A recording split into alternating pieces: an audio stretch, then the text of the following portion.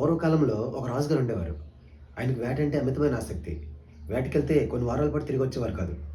ఆయనకు ఒక కుమార్తె ఉంది. ఆమెకి నాటకాలన్నా, నటించడం అన్నా చాలా ఇష్టం. చుట్టుపక్కల ఎక్కడ నాటకాలు జరుగుతున్నా ఆమె వెళ్లి తీరాల్సిందే, నచ్చిన పాత్ర వేయాల్సిందే. ఒకసారి రాజుగారు తన మంది మార్బలంతో వేటకెళ్లారు. ఆ సమయంలో రాజ్యంలో నాటకోత్సవాలు జరుగుతున్నాయి. రాకుమార్తె రకరకాల నాటకాల్లో రకరకాల వేషాలు వేస్తూ ప్రదర్శనలు ఇచ్చేది. ఒకసారి రాకుమార్తె మహారాజు వేషం కట్టింది. చీకటి పడేదాకా ప్రదర్శించి బాగా అలిసిపోయి అంతఃపురానికి వచ్చి వేషం తీయకుండానే తల్లి పక్కన సేద తీరుతూ నిద్రపోయింది. ఆ రాత్రికే రాజుగారు వేట ముగించుకొని అంతఃపురానికి తిరిగి వచ్చారు. వచ్చి రావడంతోనే రాణిగారి గదిలోకి వెళ్ళారు.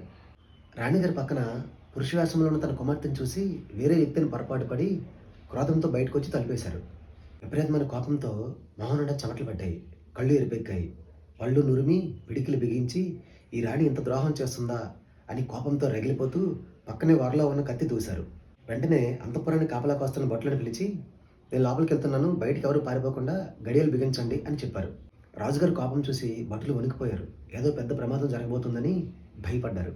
కానీ ఒక భటుడు ధైర్యం తెచ్చుకొని, మహారాజా నన్ను క్షమించండి, మీకు చెప్పినంత వారిని కాదు, చిన్న విన్నపం, మీరు కోటగోడ మీద రాయించిన వాక్యాలను ఒకసారి తలుచుకోండి అని ప్రాధేయపడ్డాడు. ఆ కోట గోడ మీద ఏ పనైనా చేసే ముందు బాగా ఆలోచించండి, ఎంతటి నేరస్తులకైనా శిక్ష విధించే ముందు సమాధానం చెప్పుకునే అవకాశం ఇవ్వండి అని రాసి ఉంది. రాజుగారు కొన్ని క్షణాల పాటు నెమ్మదించి కాసేపు అయ్యాక తలుపు తీసుకుని లోపలికి వెళ్ళారు. ఆ తలుపుల చప్పుడుకి రాకుమార్తె కొంచెం కదలడం వల్ల రాజుగారు పరిశీలనగా చూసి రాణిగారి పక్కన ఉన్నది పురుష వేషంలో ఉన్న తన కుమార్తెను గ్రహించారు. వెంటనే బయటకు వచ్చి అపరాధ భావంతో బిగ్గరగా ఏడ్చి సర్వనాశనం నుంచి బయటపడ్డాను అనుకుని తన తొందరపాటు సిగ్గుపడ్డారు. చూసారా, తొందరపాటు ఎంత ఆనందదాయకం. కొన్నిసార్లు విపరీతమైన కోపంలో చేసే పనుల వల్ల తర్వాత అంత పశ్చాత్తాపడినా ఉపయోగం ఉండదు. కొన్నిసార్లు జీవితాంతం ఒక క్షోభ ఉంటుంది. కానీ కొన్ని క్షణాల పాటు ఆలోచిస్తే కాలం మనకు సమాధానం చెప్తుంది. ఈ వీడియో మీకు నచ్చింది అనుకుంటాను. మరో మంచి వీడియోలో మళ్ళీ కలుద్దాం.